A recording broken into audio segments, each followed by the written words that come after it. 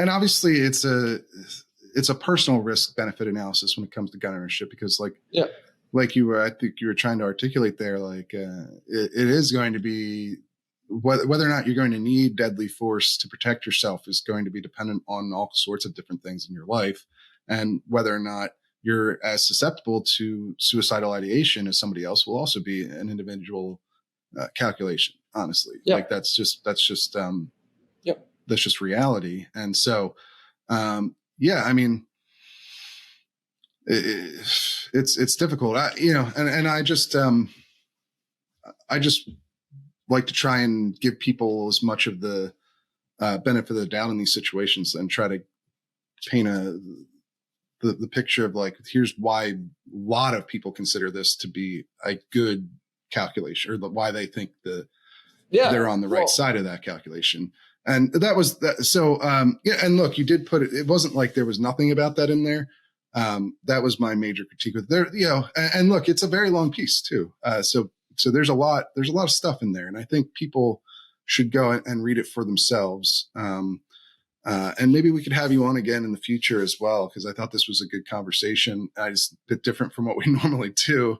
Of course. But I thought it was constructive, and I really appreciate you like taking the time to go through these things and to be open to responding to some of the critiques I had, or just talking through some of the story. They're very astute and smart observations, and as I always say, I mean, I have a huge amount of respect for you and the work you do. And I respect for you as well. I mean, there's one aspect of the story that I thought, and this is where I'm trying to get at the point of like why just in general light is good, is that, I don't know what the National Rifle Association should do, just to be clear, but over the course of reporting, I discovered over the last 10 years that at least, 4 different employees there had died by gun suicide, and that's not good. I mean, I don't know, I can't make a measurement, in terms of like what's statistically what you'd expect, or I don't. Yeah, I don't that was really one of the things know. I was wondering. Like, it's a fairly large organization. It's hard. Yeah. You would want them to do as much as they can to try and prevent that. But I do, like you said, I don't know exactly. Maybe they should have more of an internal program. I don't know. But. And that may be true, and I don't really know. It just more, and so I didn't mean this as something that like they're on the hook to necessarily do something, but also at the same, and because also it's common, if someone dies by suicide, that's not typically public information in general. It's not specific to the organization, or that organization or any. But it at least raised the question for me, given your role in this debate, do you have a unique responsibility? I don't know. I'm just asking, do you have, and in that case, what is it? What should you, what would be the, you can think, I guess, of trying to set up some kind of comparison between them and what the NSSF has done, which is to be quite open, to talk about it. Yeah. I think it's valid questions that I also don't have like totally clear answers for either. I mean, that's kind of maybe something NRA members themselves, right?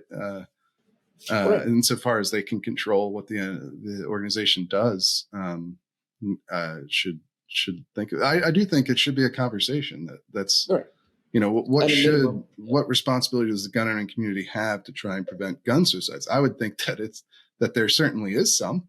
As gun owners, obviously, I think the main responsibility rests with the, not even society at large, but just people's friends and family, and that's where I think most of the hurt of it falls too after the fact too, as well. But it's obviously not easy for anyone, even in a situation like Bob's, where people did try to, they did try to help him. He did, and he tried to get help. It wasn't. That's just one of the terrible natures of this, of suicide. It's not always some black and white thing that there's some easy answer for. It just isn't that way. But I do agree with you for sure on the that it's something deserves a lot of conversation and coverage. And even if it's difficult to talk about and it's personal, like this is for me, it's still something that we need to engage in.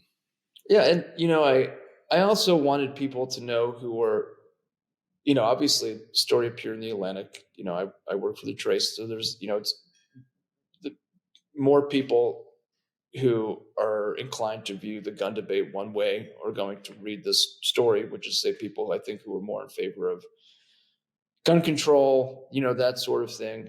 Sure. So part of it, I mean, it felt, and again, I don't know to what extent I fully succeeded. It's sort of hard to tough needle thread, but I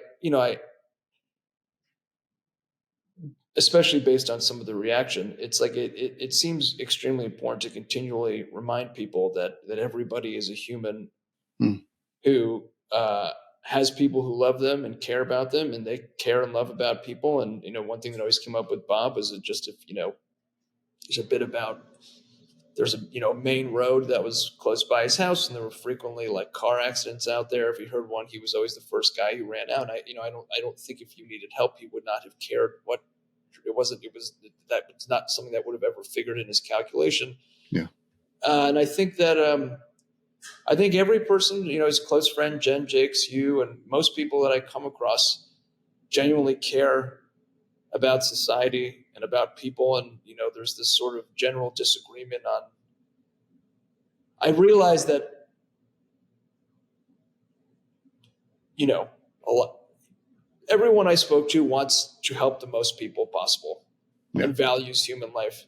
And we may disagree about how we get to the place of how we can help human life in the best way possible. But I just want people to remember that. I think it just really does everyone such a terrible disservice to the instinct to dehumanize and to it's just really, it sucks. I feel, and I guess I don't know, I'm sort of rambling now. I just felt it more with this story than I have with other ones. And I'm very grateful to the people who I think took, whether such as yourself and others who I understand have real concerns about potentially talking to someone like me and that sort of thing. And it's, I just can't articulate enough that I've always, I've just, the kindness that I've encountered, despite disagreements and whatnot, cannot be understated. There's a lot of good people out there, and I would encourage everyone to remember that.